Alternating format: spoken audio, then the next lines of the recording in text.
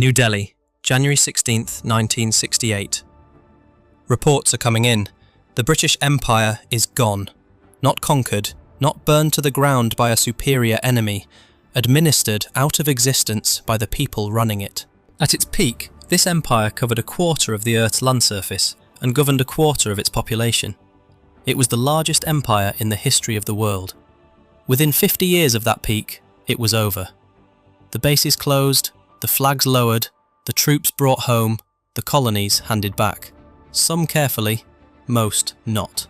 The standard explanation is that it was inevitable, that empires rise and fall, that the world changed after 2 world wars, that independence movements were unstoppable forces of history. That explanation is too comfortable. What this dispatch covers is something more specific. 10 political decisions made by the people in charge of the British Empire that did not just fail to stop the decline, they caused it, accelerated it, and in several cases made outcomes inevitable that did not have to be inevitable at all. The first decision was made in New Delhi in March 1919. Section 1. The Rowlatt Act, March 18th, 1919. The decision that manufactured its own enemy. March 18th, 1919. Reports from the Imperial Legislative Council, New Delhi. The vote is done. Every Indian member of the council voted against it. Every single one. And it passed anyway. The British government of India has just made permanent what was supposed to be temporary.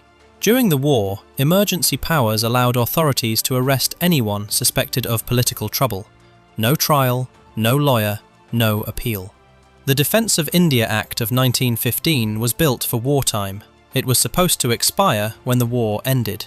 Instead, on the recommendation of a committee chaired by a British judge named Sidney Rowlatt, those powers have been written into peacetime law and given a new name. The Anarchical and Revolutionary Crimes Act of 1919. Indians are calling it the Rowlatt Act. They are calling it something else too, the Black Act. What it does is straightforward. Any person suspected of what the British define as terrorism can be imprisoned for up to 2 years with no trial, no jury, no right of appeal, no right to know who has accused you or what evidence exists against you. Special tribunals of 3 High Court judges will handle these cases, and their decisions are final.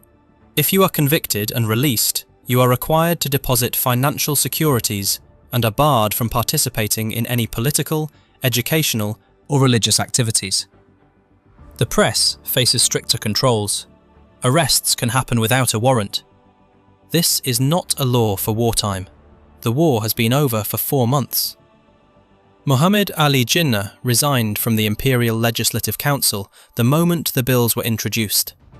In his resignation letter to the Viceroy, he called them Black Bills. He was not alone. Madan Mohan Malviya resigned. Mazhar-ul-Haq resigned. The Indian members of the council did everything available to them within the legal framework to stop this legislation. The British passed it regardless.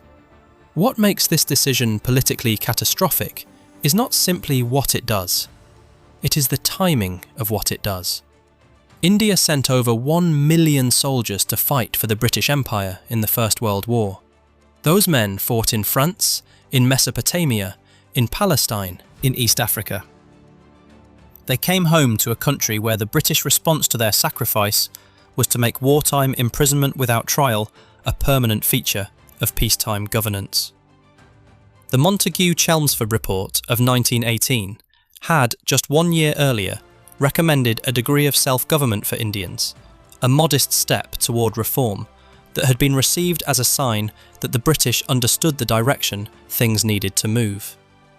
The Rowlatt Act arrived immediately after, and moved sharply in the opposite direction. The gap between those 2 signals, reform promised, repression delivered, produced something the British appear not to have anticipated. It produced Gandhi. Mohandas Gandhi had returned to India from South Africa in 1915. He had organised local campaigns in Bihar and Gujarat. He was not yet a figure of national significance. The Rowlatt Act changed that. Gandhi called for a nationwide hartal on April 6th, a day on which Indians would close their businesses, fast, pray, and attend public meetings. He called this the Rowlatt Satyagraha, a mass campaign of non-violent resistance to the Act. It worked on a scale no one had seen before. Shops closed across India, streets emptied. The Hartal on March 30th in Delhi succeeded before Gandhi's official date. What had been local, fractured political organising became, for the first time, a coordinated national movement. Historians have since described the Rowlatt Satyagraha as the first complete all-India anti-colonial uprising, the first moment the independence movement operated across the entire country simultaneously. Gandhi himself later said that the Rowlatt Act made civil disobedience not just legitimate, but necessary. Before 1919, his approach to British rule had been to cooperate where possible and push for reform within the system. The Act convinced him that the system itself was the problem. The Indian National Congress at that time was still formally committed to seeking dominion status, the kind of arrangement Canada and Australia had, self-governing but inside the empire. That goal would not survive the year that followed. The immediate consequences of the Rowlatt Satyagraha were not clean. Protests turned violent in some provinces, particularly Punjab. The British responded with mass arrests and martial law. Gandhi, alarmed by the violence, suspended the campaign. But the movement had already demonstrated something that could not be undemonstrated: that India could organise against British authority at the national level, that ordinary people across regions and religions would stop their lives and take to the streets. The Act itself was never enforced, not once. The British government had created legislation powerful enough to imprison anyone without trial, and then found themselves unable to use it without accelerating the very unrest it was designed to suppress. It was repealed in March 1922, 3 years after its passage, on the recommendation of the Repressive Laws Committee, which also repealed the Press Act and 22 other laws. What the British gained from the Rowlatt Act was nothing. What they lost was the political centre of India. The moderates, who had spent decades arguing that constitutional cooperation with the British was the right path, were discredited by a government that passed this law, unanimously opposed by every Indian in the room. The activists who argued that only resistance worked now had the evidence they needed. The Act transformed the lawyer from South Africa into the most powerful political figure in the most populous part of the British Empire.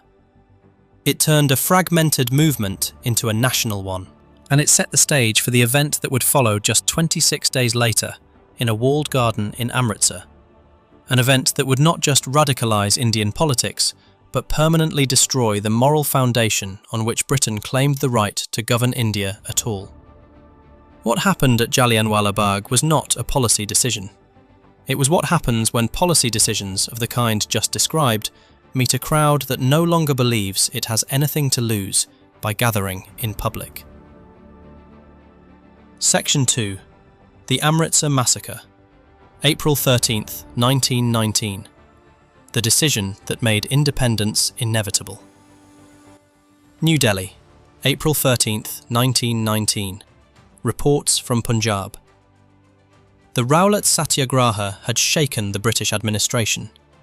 In Punjab, the response was not reform. It was lockdown. Governor Michael O'Dwyer had spent the war years running Punjab like a military camp, crushing dissent, muzzling the press, forcing recruitment quotas on villages that had already given more than enough sons to the British war effort. He had banned 2 prominent protest organisers, Dr. Satyapal and Dr. Kitchalu, from speaking publicly. On April 10th, both men were arrested and taken to a secret location. News of the arrests spread through Amritsar within hours. A crowd marched to the residence of Miles Irving, the city's deputy commissioner, to demand the men's release. A military picket opened fire on the crowd. Several people were killed. The city erupted. Buildings were looted and burned. 3 British bank employees were killed. A female British missionary named Miss Sherwood was attacked in a street and left badly injured. O'Dwyer placed Amritsar under martial law and banned all public gatherings. Command of the city's military force was given to Brigadier General Reginald Dyer. Dyer was 54 years old, born in India, and had spent his career in the British Indian Army. He believed what many in his position believed, that firmness and fear were the tools that kept the Raj standing. He issued proclamations forbidding public assemblies, though by his own later admission, those proclamations were read out in only some parts of the city on the morning of April 13th. Many people in Amritsar that day did not know gatherings had been banned.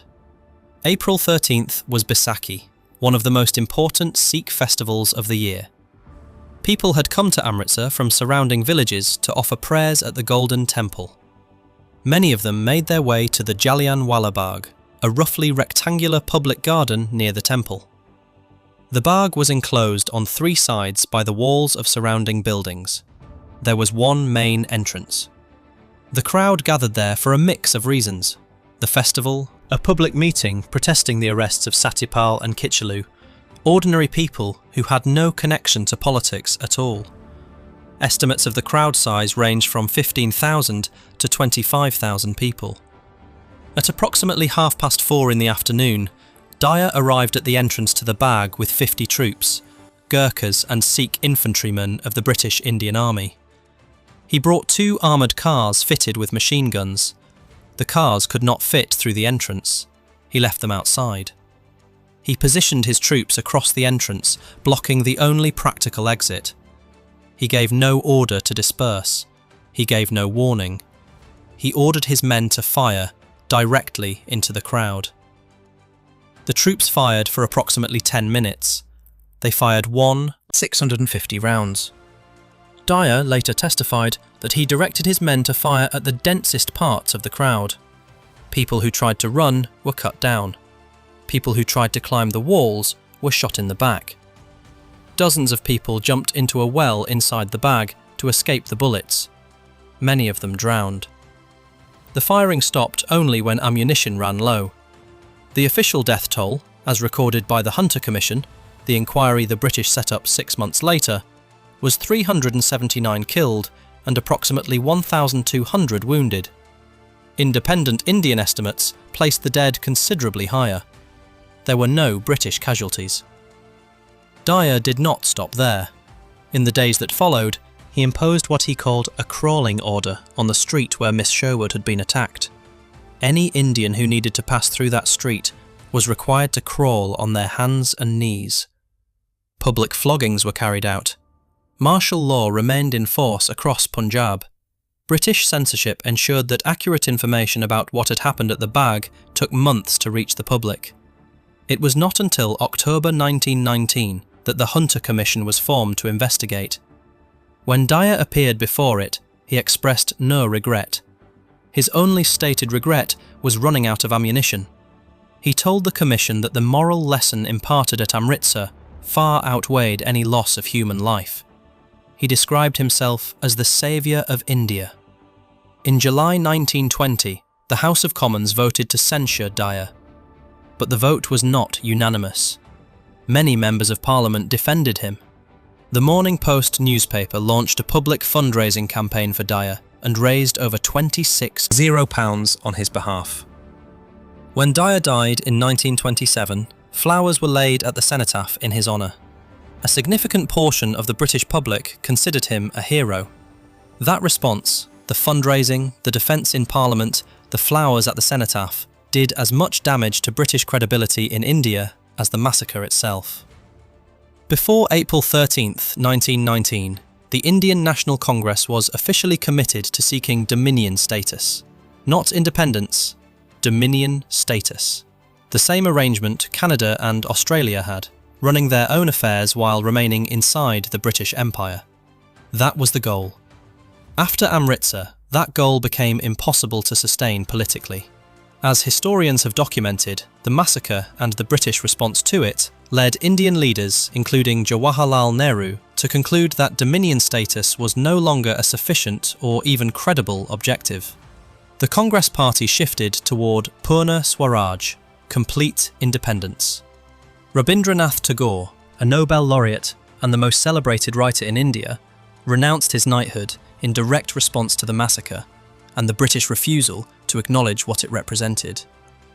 Udham Singh, who survived the Bagh that day, spent the next 21 years pursuing the man he held most responsible.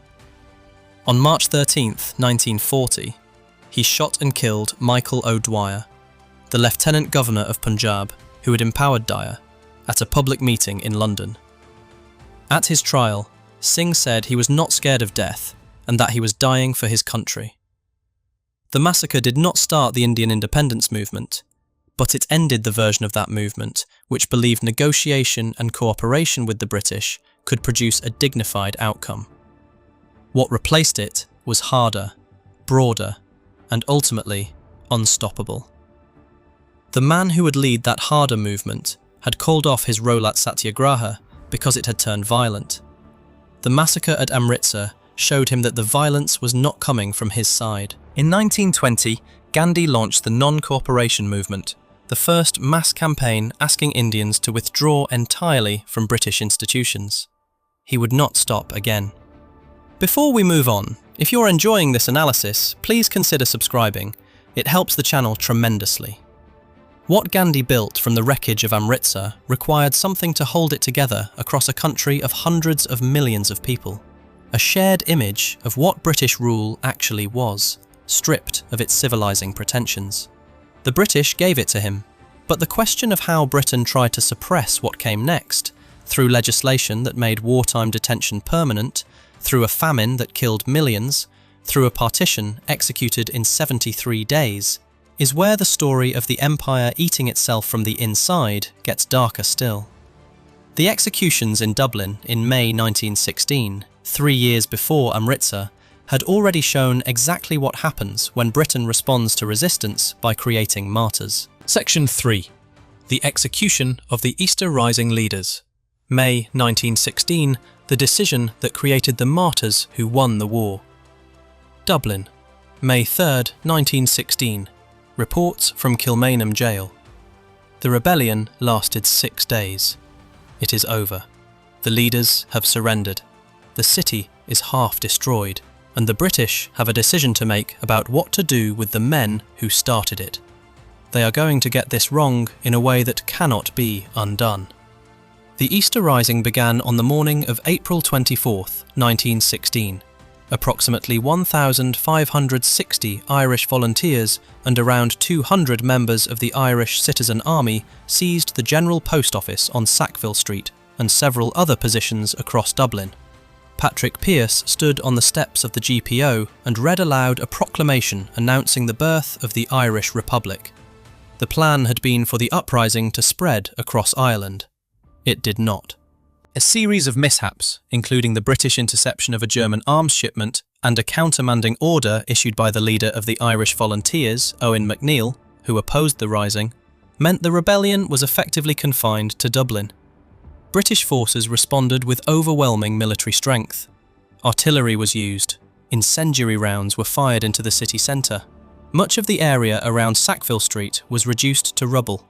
By April 29th, Pearse had accepted that continuing was impossible and issued an order of unconditional surrender. The fighting was over.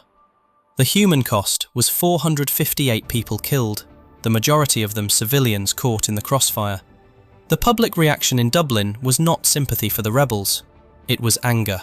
Many Dublin families had sons serving in the British Army on the Western Front. The destruction of the city centre, the civilian deaths, the disruption of daily life, none of this made the rising popular among ordinary people on the street. Crowds reportedly jeered at rebel prisoners being marched through the city to detention. British soldiers, in some accounts, were given food and cigarettes by Irish civilians as they passed. General Sir John Maxwell had been sent to Dublin to restore order. He established courts martial to try the leaders of the rising for rebellion in time of war. The trials were held in secret. No defence counsel was permitted in the early proceedings. The verdicts were predetermined. Maxwell had the authority to carry out executions, and he used it. Patrick Pearse, Tom Clark and Thomas MacDonough were shot at dawn on May 3rd in the Stonebreakers Yard at Kilmainham Jail. On May 4th, 4 more were executed, including Joseph Plunkett, who had been married to Grace Gifford in the jail chapel in the hours before his death. 4 more were shot on May 5th, 2 on May 8th, 1 on May 9th, 1 on May 12th. The last man executed on May 12th was James Connolly. He had been badly wounded during the fighting and could not stand. He was carried on a stretcher to the yard, tied to a chair, and shot by firing squad. 15 executions in total.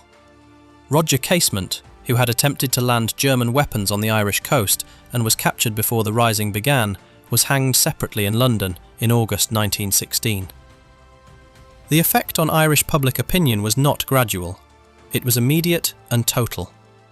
Each execution, reported in the newspapers, produced the same result: outrage.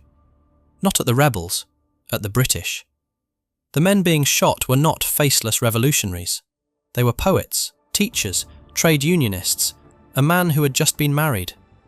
The drawn-out nature of the executions, spread across 10 days, meant that Irish public sentiment was not shocked once and allowed to settle. It was shocked, then shocked again, then again, then again. By the time Connolly was carried into the yard in a chair, public opinion in Ireland had moved in a direction it would not reverse. W.B. Yeats, the Irish poet, wrote afterward that "a terrible beauty was born." The phrase captured something real. The Rising had failed militarily. In death, its leaders achieved what they could not have achieved in victory. The British political class noticed, belatedly, that the executions were producing the opposite of the intended effect. After Connolly's execution on May 12th, the remaining death sentences were commuted to penal servitude. But the damage was already complete. Over 1,800 people suspected of involvement in the Rising were interned in camps in England and Wales under the Defence of the Realm Act, many of them with no connection to the fighting whatsoever.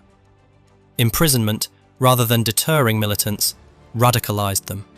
Historians have documented that interned rebels subsequently fought at higher rates than those who were not imprisoned. The electoral evidence for what the executions produced is unambiguous. In the December 1918 general election, the first held after the war ended, Irish voters were asked to choose their representatives to the Westminster Parliament. Sinn Féin, the party associated with the Republican movement, won 73 of the 105 Irish seats. The Irish Parliamentary Party, which had spent decades pursuing Home Rule through constitutional negotiation and which had condemned the Rising, was virtually wiped out. The electorate had made its verdict on the two approaches clear. The 73 Sinn Féin MPs refused to take their seats at Westminster. Instead, on January 21st, 1919, they assembled in Dublin, constituted themselves as the Dáil Éireann, the Parliament of an independent Irish Republic, and adopted a Declaration of Independence. That same day, 2 Royal Irish Constabulary officers were shot dead at Solo Headbeg in County Tipperary by Irish volunteers acting on their own initiative. The Irish War of Independence had begun. 2 years of guerrilla warfare followed. By December 1921, the British had negotiated the Anglo-Irish Treaty, which established the Irish Free State across 26 counties. The 6 predominantly Protestant counties of Ulster remained part of the United Kingdom as Northern Ireland. The Ireland that had been part of the British Empire for over 700 years was divided and partially gone.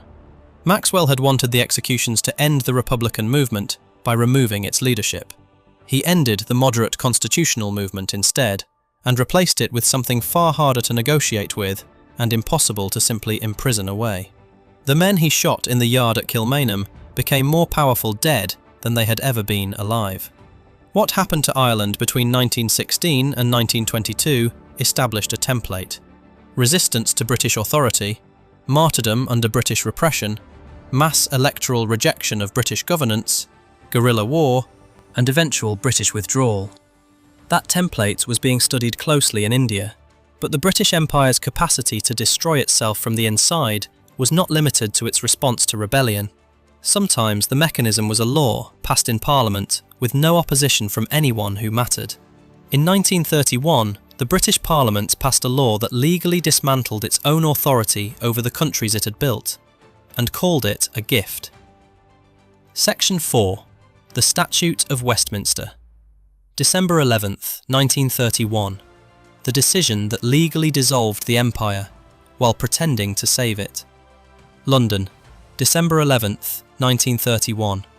Reports from the Palace of Westminster. The British Parliament has just passed a law that ends the British Empire. Not in the language of defeat, not under pressure from armies or riots, in the calm, procedural language of a gift freely given. The Statute of Westminster received royal assent this morning, and the men who voted for it are calling it a triumph of British statesmanship. What it actually is a legal document that strips the British Parliament of the authority it has held over its dominions for centuries and places that authority permanently in the hands of governments that no longer answer to London. To understand what changed today, you need to understand what existed before it. The Colonial Laws Validity Act of 1865 had established a clear legal hierarchy. Any law passed by a Dominion Parliament that conflicted with British law was void. The British Parliament could legislate for any part of the empire without the consent of the people being governed. The Dominions, Canada, Australia, New Zealand, South Africa, the Irish Free State and Newfoundland, ran their own domestic affairs, but the mother country sat above them in law, and that legal supremacy was the binding cord that held the constitutional structure of the empire together. The Statute of Westminster severs that cord entirely. Under the new law, the doctrine of repugnancy is abolished. No Dominion law can be declared void simply because it conflicts with British law. The British Parliament can no longer pass legislation that applies to a Dominion without that Dominion's explicit request and consent.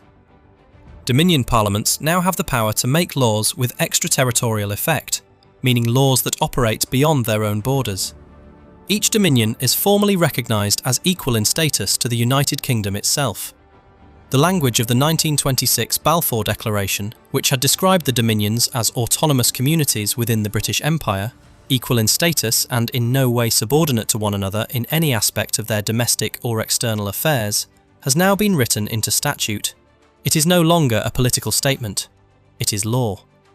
The pressure for this had been building for years, driven by specific events rather than abstract principle. In Canada, the King Byng affair of 1926 had produced a constitutional crisis in which the Governor-General, a representative of the British Crown, refused to grant the Canadian Prime Minister a request to dissolve Parliament. The Canadian government was furious. The incident demonstrated that the existing constitutional arrangements left a British official with the power to interfere directly in Canadian domestic politics. Canada wanted that possibility removed permanently. The Irish Free State pushed harder than anyone. Its leadership had fought a war of independence against Britain and had accepted Dominion status in 1922 only as a compromise. They took a maximalist view of what that status should mean and spent the following decade using every imperial conference to push for formal recognition of full sovereignty. The Irish argument was straightforward. If Dominion status means anything, it means Britain cannot override us. Prove it in law. South Africa had its own grievances. Australia and New Zealand were more cautious about full legal autonomy, worried about the implications for their constitutional arrangements, and both delayed formally ratifying the statute for years.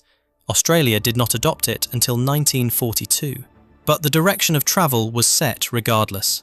Canada was the only Dominion to formally both request and consent to the Act, as the legislation required. It immediately became the clearest beneficiary. Since the early 1920s, Canada had already been asserting independence in foreign policy in ways that would have been constitutionally questionable under the old framework. In 1922, Prime Minister William Lyon Mackenzie King had refused to commit Canadian forces to support British occupation troops in Turkey without first getting parliamentary approval, the Chanak Affair. In 1923, Canada signed a fisheries treaty with the United States without British involvement. In 1926, Canada established its own embassy in Washington. The Statute of Westminster gave these actions retrospective legal legitimacy and ensured no future British government could challenge them. The Irish Free State used the statute as the legal foundation for something more radical. In 1937, it adopted an entirely new constitution. one that removed the British monarch as head of state, renamed the country Ireland, and effectively established a republic in all but formal declaration. The Statute of Westminster had given the Free State the legal tools to do this, and it used them without asking London's permission. When the Second World War broke out in September 1939, the consequences of December 11, 1931 became visible in the most direct way possible. Britain declared war on Germany. Under the old constitutional framework, that declaration would have bound the entire empire. Under the Statute of Westminster, it bound nobody but Britain. Canada made its own declaration of war 1 week later after a parliamentary debate. Australia and New Zealand declared war separately. South Africa held a parliamentary vote on whether to enter the war at all, and the pro-war faction won by a margin narrow enough to force the resignation of the sitting Prime Minister. Ireland declared neutrality and maintained it for the entire war, refusing Britain the use of ports that would have been strategically vital for the Battle of the Atlantic. In one of the great ironies of the legislation, the Statute of Westminster also applied to Northern Ireland, which had opted out of the Irish Free State and remained part of the United Kingdom. But the statute's passage accelerated the process by which the constitutional map of the British Isles itself was being redrawn in ways that London no longer fully controlled. The men in the House of Lords who spoke against the bill during its passage warned that putting the empire's relationships into the rigid form of a statute was a grave mistake, that it would generate friction where flexibility had previously allowed the system to function. They were right, but not in the way they imagined. The friction it generated was not between Britain and its dominions, it was between what Britain wanted those dominions to remain and what the dominions had already decided to become. Britain had legislated away its own supremacy and called it an act of partnership. The dominions received it as exactly what it was, a legal confirmation that they no longer needed to ask. Before we move on, if you're enjoying this analysis, please consider subscribing. It helps the channel tremendously. The Statute of Westminster was passed in peacetime by a parliament under no immediate threat as a considered act of policy. The decision made 6 years later was nothing like that. In 1937, with war approaching and the empire already hollowing out from within, Britain was presented with a bill for 2 world wars that it could not afford to pay, and the terms on which it borrowed the money would cost it more than the wars themselves. Section 5. The Lend-Lease Agreement and its Conditions. March 1941. The decision that mortgaged the empire to survive the war. Washington. March 11, 1941. Reports from the American capital. Britain is broke. This is not a correspondence interpretation. It is a statement of documented fact that the British government has been forced to make to the Americans in exchange for the help it needs to keep fighting. On November 23, 1940, Britain's ambassador to the United States, Lord Lothian, stepped off a plane at LaGuardia Airport in New York and told the journalists waiting for him, "Well, boys, Britain's broke. It's your money we want." Winston Churchill later questioned the diplomatic wisdom of saying it out loud, but it was not an exaggeration. By late 1940, Britain had spent through its gold reserves and liquidated most of its overseas financial holdings, paying for American equipment under the cash and carry system that US neutrality laws required. The money was genuinely gone. Today, President Roosevelt signed the Lend-Lease Act into law. It authorizes the United States government to sell, transfer, exchange, lease, or lend war materials to any country whose defense the President considers vital to American security. Britain is the primary beneficiary. Over the course of the war, Britain and its empire will receive approximately $31.4 billion in aid through this program, equivalent to roughly $433 billion in today's money. The relief is real. Without it, Britain's ability to continue the war is in serious doubt. But the conditions attached to this lifeline are worth examining closely, because they are not simply financial, they are structural, and their effect on the British Empire will outlast the war by decades. Before the Lend-Lease Act was passed, The Roosevelt administration required Britain to open its financial books entirely to US Treasury Secretary Henry Morgenthau. Every asset, every liability, every overseas holding, exposed to American scrutiny as a condition of receiving help. The administration then required Britain to demonstrate, concretely, that it had exhausted its liquid dollar assets. The method chosen was a forced sale. In March 1941, Britain announced the sale of the American Viscose Corporation, a manufacturer of synthetic textiles, and at that point the largest British-owned company still operating in the United States. It sold at a fraction of its appraised value. The transaction was, by any measure, a fire sale conducted under duress. The Lend-Lease Act itself was only the beginning. In February 1942, Britain signed the Anglo-American Mutual Aid Agreement, which set out the broader framework for how the two countries would cooperate economically during and after the war. Article 7 of that agreement contained language calling for the elimination of all forms of discriminatory treatment in international commerce, and the reduction of tariffs and other trade barriers. British negotiators understood immediately what this meant. The British Empire's economic architecture rested on a system called imperial preference, a network of trade arrangements under which Empire and Commonwealth countries gave each other favoured terms, lower tariffs, and privileged access to each other's markets. This system was what made the sterling area function. It was what gave Britain economic relationships with its colonies and dominions that kept those relationships worth maintaining. The American free trade language in the Mutual Aid Agreement was a direct attack on that system. Many in the British government said so at the time. There were voices in the negotiating process arguing that agreeing to Article 7 would destroy the special economic relationship between Britain and its former empire. Roosevelt personally called Churchill to reassure him that the language was flexible enough to allow some level of preferential trade to continue.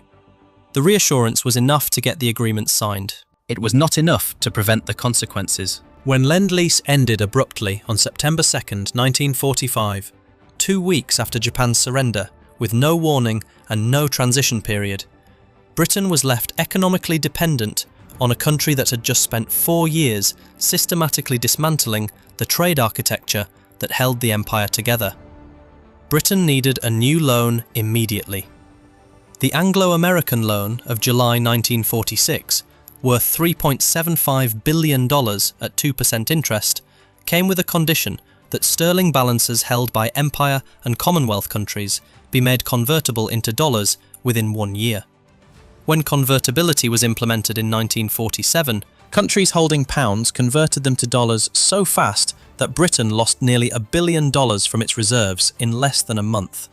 Convertibility had to be suspended after 6 weeks. The loan had weakened the sterling area because it enacted a requirement to remove the trade preferences that were the economic glue of empire. Colonial territories noticed. The economic argument for remaining inside British imperial structures, that it gave you preferential access to British markets and the stability of the sterling system, was progressively harder to make after 1945. Britain had mortgaged the financial foundations of its empire to survive a war, and the terms of that mortgage required it to dismantle the very structures that made the empire economically coherent. The war was won. The bill came due immediately afterward. The human cost of what the British government decided during that war is harder to quantify in financial terms. In Bengal, in 1943, while the Lend-Lease shipments were crossing the Atlantic, a famine was killing millions of people, and the decisions made in London about where food and shipping went were central to why those people died. Section 6. The Bengal Famine Decision. 1943, the decision that destroyed the last moral claim of the Raj. Calcutta, 1943. Reports from Bengal. People are dying in the streets of this city. Not from bombs, not from the Japanese, who are close but have not reached here, from starvation. Bodies are accumulating on the pavements of one of the largest cities in the British Empire, and the government that claims to rule this country in its own interest is being asked repeatedly by its own officials to send food. The requests are being refused. This is not a natural disaster. That much is becoming clear to anyone looking at the evidence. A 2019 study published in the journal Geophysical Research Letters, conducted by researchers at the Indian Institute of Technology, the India Meteorology Department, and the University of California, Los Angeles, analysed soil moisture data across 6 major famines in the Indian subcontinent between 1873 and 1943. The conclusion was unambiguous. 5 of those famines were caused, at least in part, by widespread soil moisture drought. The 1943 Bengal famine was the only one in that entire period not linked to drought or crop failure. Rain levels in Bengal in 1943 were above average. The crops did not fail. The food existed. What failed was policy. The sequence of decisions that produced this famine begins before 1943. The Japanese capture of Burma in 1942 cut off rice imports that Bengal had historically depended on. The British military then implemented what they called a denial policy along the Bengal coast. Boats and rice stocks were confiscated from coastal communities to prevent those resources falling into Japanese hands in the event of an invasion. The confiscation of boats destroyed the distribution networks that moved food around the Bengal Delta. Rice that existed in one area could not reach people starving in another. Wartime inflation policies designed to fund the military effort pushed food prices beyond what ordinary people could afford. A foodstuffs scheme, devised by the Bengal Chamber of Commerce with government approval, prioritised food distribution to workers in war industries, the armed forces and civil servants, what the scheme called priority classes. The rural poor, who grew the food and had no war industry wages to protect them from inflation, were left outside the system. Beginning in December 1942, a series of high-ranking officials began formally requesting food imports for India through government channels. The Governor of Bengal, John Herbert, made requests. Viceroy Linlithgow made requests. Secretary of State for India, Leo Amery, made requests. Repeatedly, across months. General Claude Auchinleck made requests. Admiral Louis Mountbatten made requests. The Churchill War Cabinet rejected or drastically reduced these requests each time.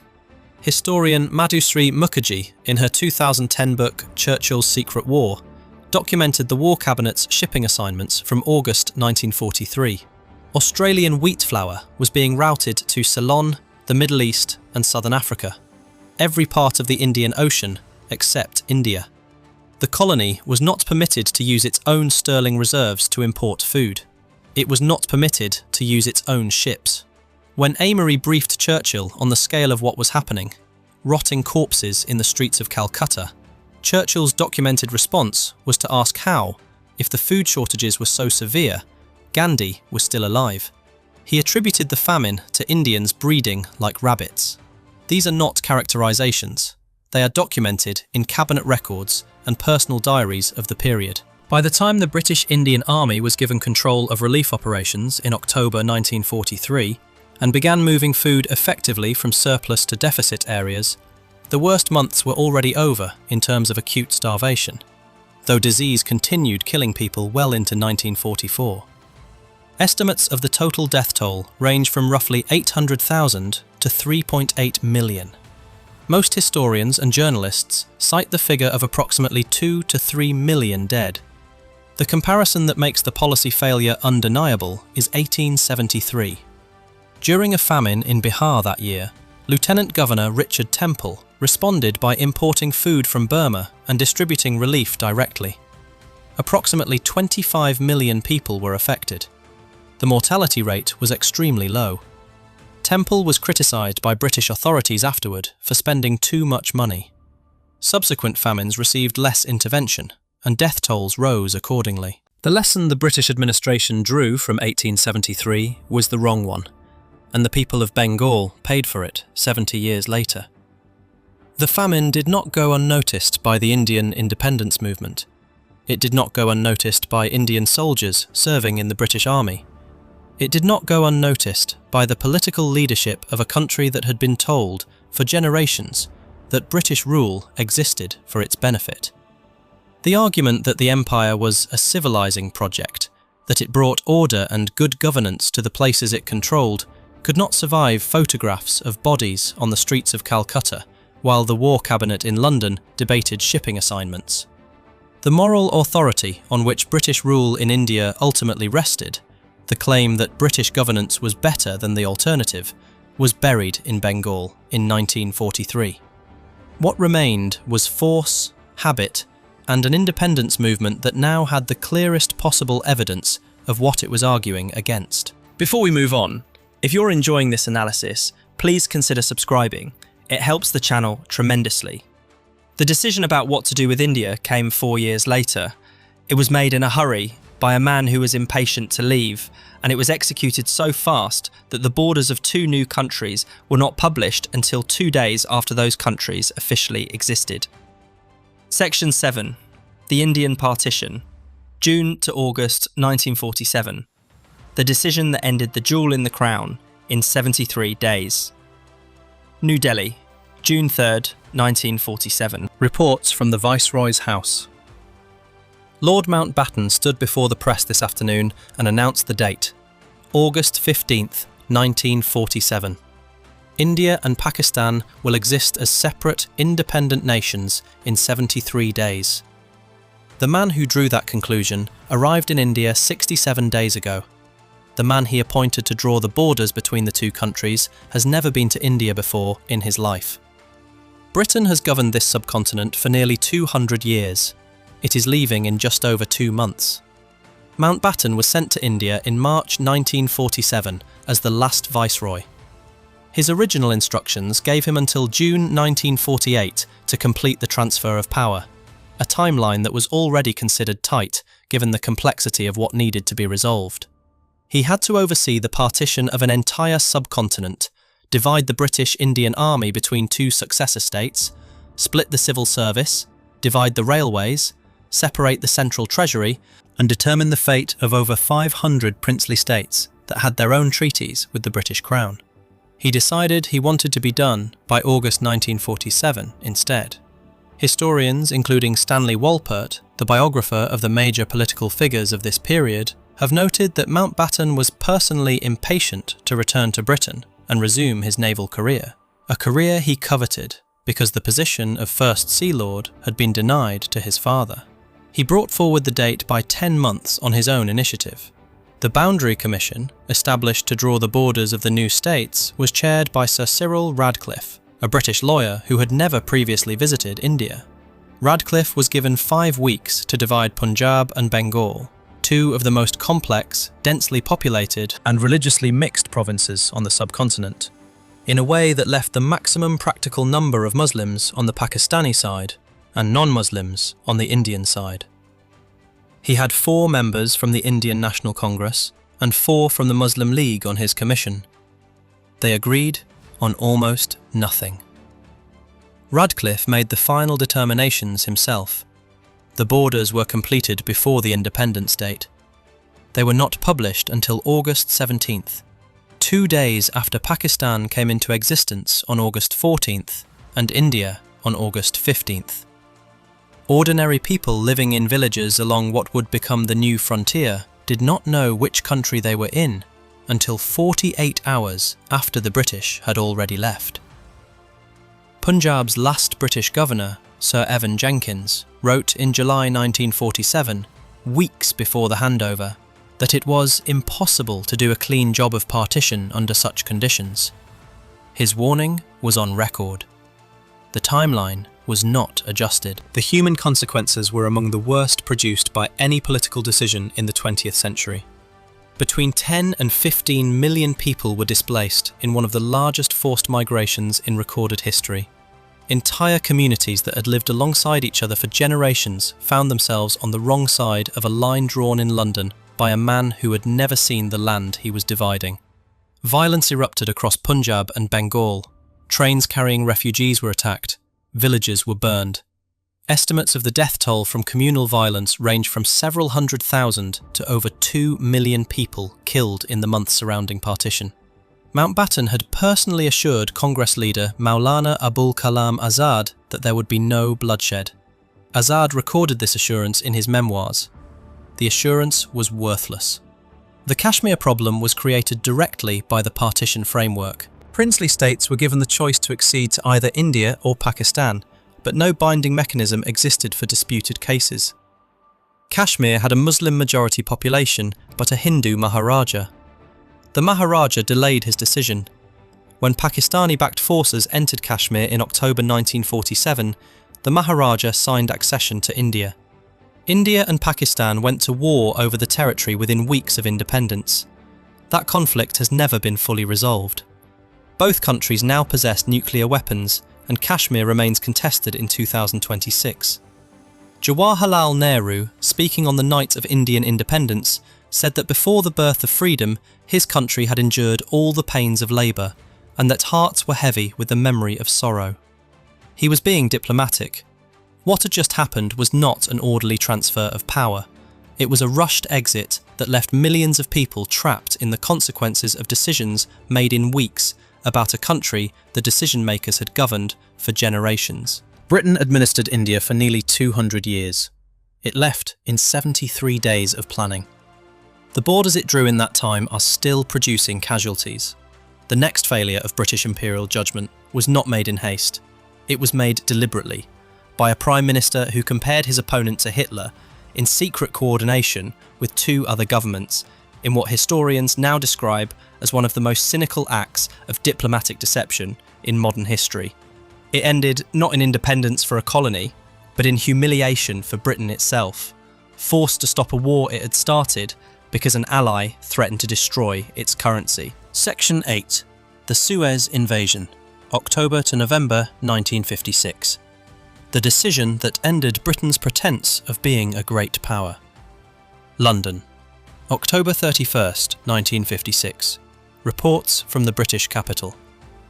Britain is at war with Egypt. The official justification is that Anglo-French forces are intervening to separate Israeli and Egyptian combatants and protect the Suez Canal. That justification is a fabrication, and the Americans know it. The story begins on July 26, 1956. Egyptian President Gamal Abdel Nasser stood before a crowd of 250,000 people in Alexandria and announced that Egypt was nationalising the Suez Canal Company, the Franco-British enterprise that had owned and operated the canal since its construction in 1869. Britain had purchased Egypt's 44% share in the company in 1875, financed by the Rothschild banking house, and had occupied Egypt itself since 1882. For Prime Minister Anthony Eden, the canal was not simply a waterway. It was a symbol of British power in the world, and Nasser had just taken it. Eden's response was to compare Nasser privately and publicly to Hitler and Mussolini. He became, by the accounts of people around him, obsessed with removing Nasser from power. The problem was that a direct military attack on Egypt without legal justification would be politically indefensible, particularly to the United States, whose support Britain needed and whose President Eisenhower had explicitly warned against the use of force. So Britain, France and Israel met secretly. On October 22nd to 24th, 1956, representatives of the three governments gathered at a villa in Sèvres outside Paris and agreed on a plan. Israel would invade Egypt's Sinai Peninsula, advancing toward the canal. Britain and France would then issue an ultimatum to both Israel and Egypt to withdraw from the canal zone, knowing that Egypt, as the country being invaded on its own territory, would refuse. Anglo-French forces would then intervene as peacekeepers, seize the canal, and present the world with a fait accompli. Nasser would be humiliated and removed.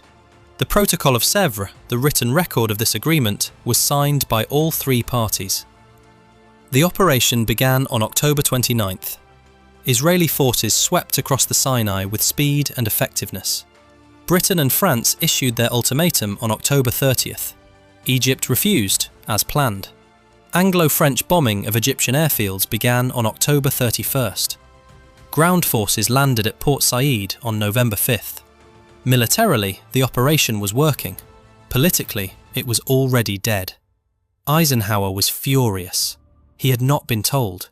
He found out the same way everyone else did, from the news. He was also in the middle of a presidential election campaign, and had been publicly condemning the Soviet Union's simultaneous crushing of the Hungarian uprising. The optics of two NATO allies invading an Arab country at the same moment were, from Washington's perspective, catastrophic. Eisenhower ordered his Treasury Secretary, George Humphrey, to prepare to sell a portion of the US government's holdings of British sterling bonds.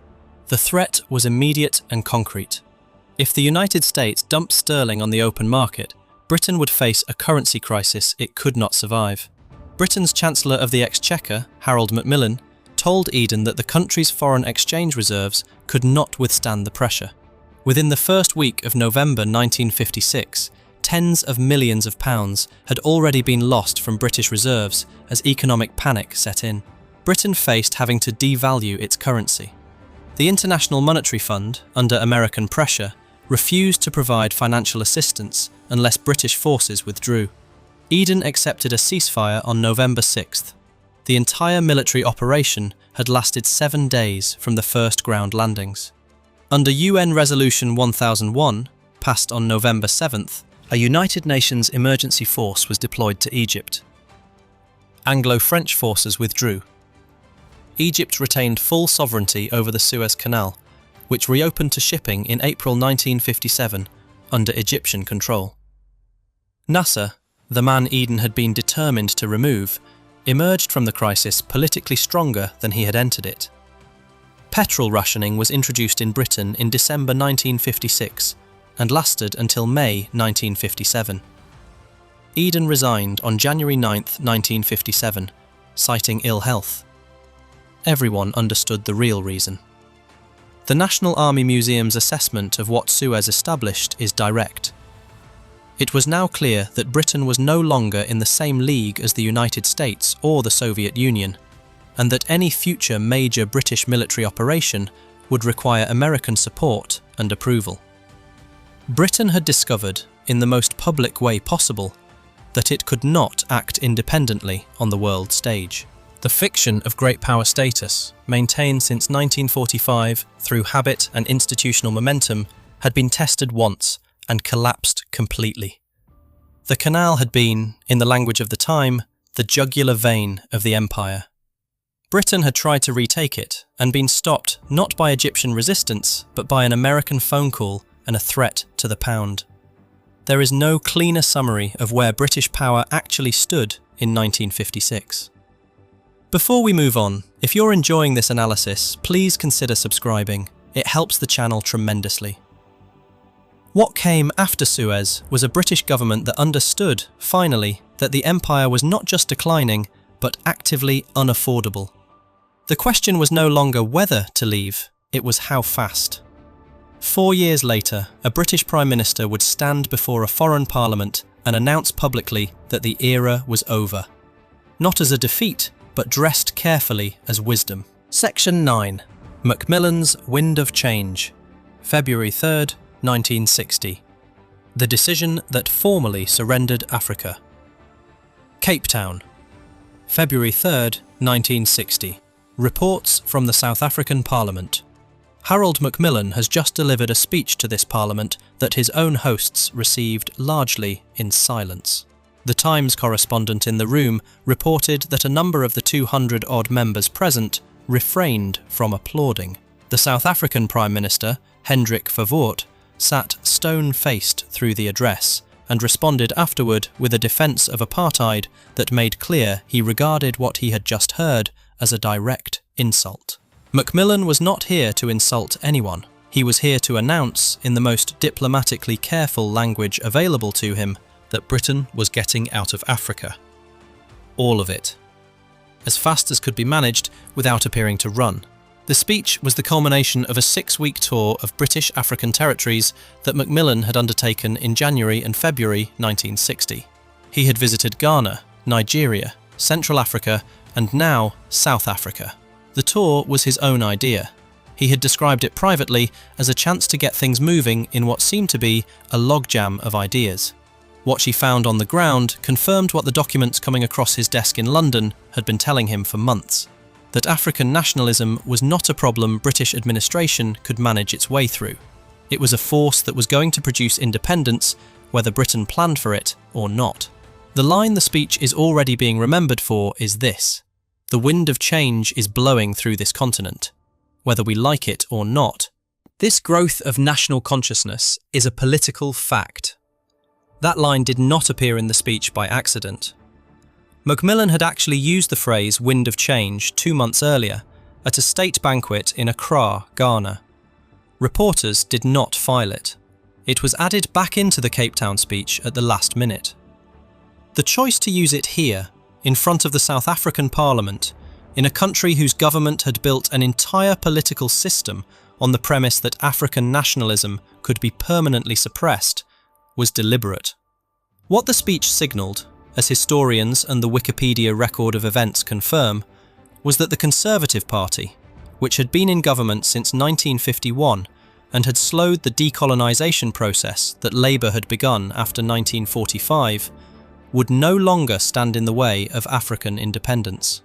The documents released from the British Public Record Office, analysed in academic literature, including work published in the Historical Journal by Cambridge University Press, confirm that the driving calculation behind this shift was Cold War strategy. If Britain resisted African nationalist movements, those movements would turn toward the Soviet Union. Washington was also pushing London to accelerate decolonisation for the same reason. Newly independent African states were prizes in the Cold War competition, and the Americans did not want them driven into the Soviet orbit by continued British resistance to their independence. The practical consequences of the speech moved fast. British Somaliland became independent in 1960, the same year the speech was delivered. Within 2 years, Tanzania, Kenya and Uganda had followed Ghana into independence. By 1967, more than 20 British territories across Africa, Asia and the Caribbean had become independent states. The speech did not start decolonisation, but it publicly committed the British government to completing it at speed and removed the political cover that those within the Conservative Party who wanted to hold on had been operating under. The backlash inside the Conservative Party was immediate and organised. The speech led directly to the formation of the Conservative Monday Club, a right-wing pressure group established explicitly in opposition to what Macmillan had announced. The club attracted MPs and members who believed that abandoning the empire was a political surrender dressed as statesmanship. They were not wrong about what it was.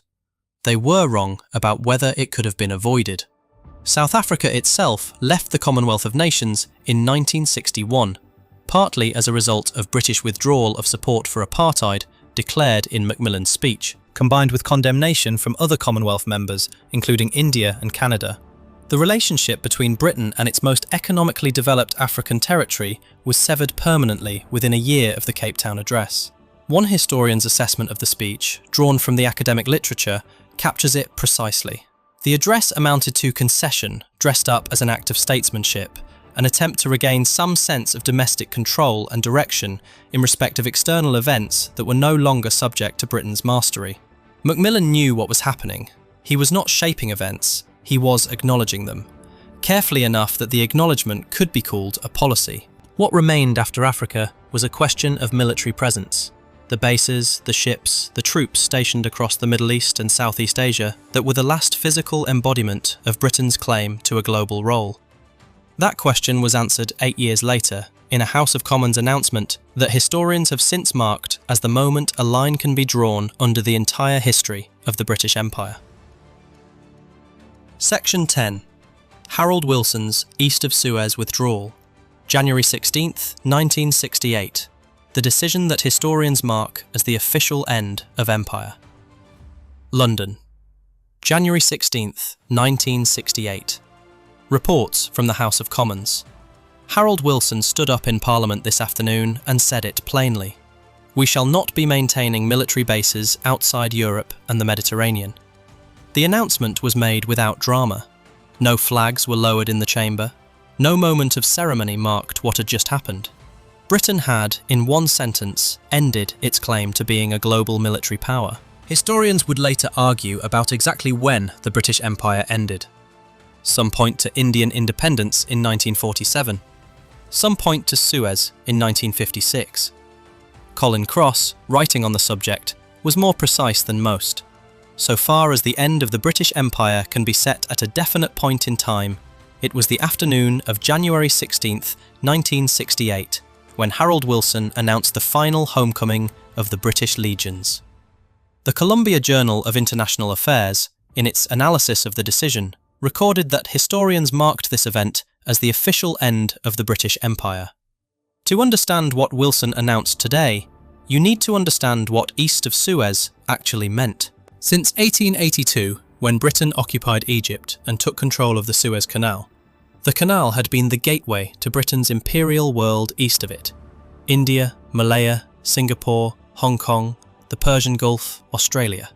The canal and the military bases strung across the Middle East and Southeast Asia were the physical infrastructure of empire, the installations from which Britain projected power, protected trade routes, and made its claim to global relevance credible.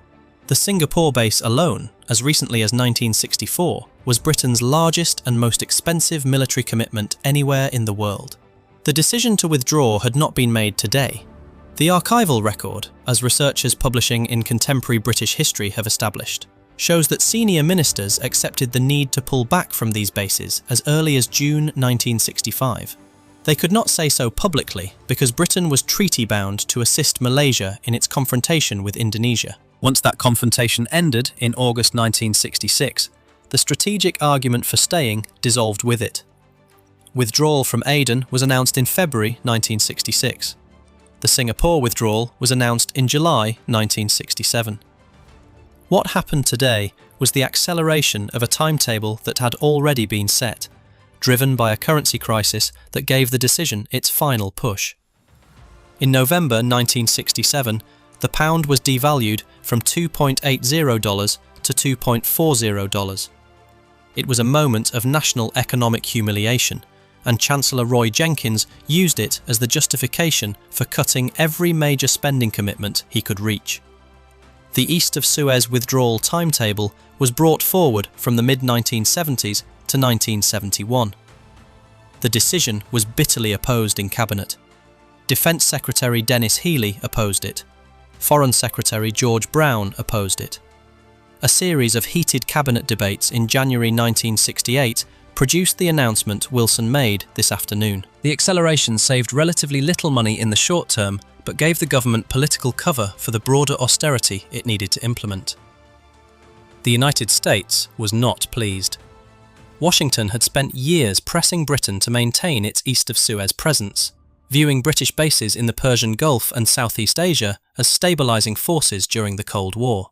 When Wilson told President Lyndon Johnson in July 1967 that Britain did not consider it essential to maintain forces in Australia any more than Australia had maintained forces in Britain in 1914 or 1939, Johnson's administration understood that the decision was effectively made. The special relationship, built on the assumption that Britain could act as a junior partner with genuine global reach, was being quietly redefined by the realities of what Britain could actually afford. The practical consequences moved quickly. By 1971, British forces had withdrawn from their major bases in Malaysia and Singapore. The Persian Gulf bases were closed.